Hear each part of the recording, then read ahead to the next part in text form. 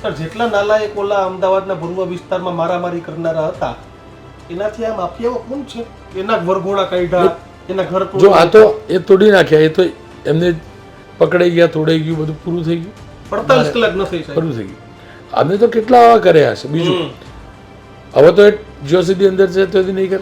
પેલા તો પાસ થાય તો પછી શું શું હું એ જ કહું દરરોજ પેલું સીઝર લઈને કાપવાના, ચીરવાના, દરરોજ ચીરવાના.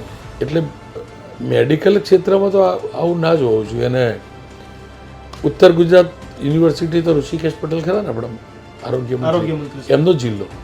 અને હજી ઉત્તર ગુજરાત યુનિવર્સિટી જે છે હેમચંદ્રાચાર્ય યુનિવર્સિટી, વિસનગરની જે કોલેજમાં ભણ્યા છે એ અંતર્ગતની જ કોલેજ હશે. બરાબર.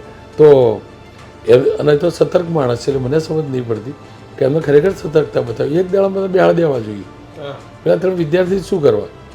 અને જો તો એમનો દાખલો ન બેસાડવો હોય તો ભાઈ બીજો કરશે, ખૂબ ઉખાડ લેવાના મીડિયાવાળા કરો છે હું કરે શું કરી લે છે. એને તો મોદી સાહેબને કીધું હતું ને કાઢી મેલે એટલે ઋષિકેશભાઈ બોલ્યા હતા કાઢી મૂકે તો કાઢી મૂકે.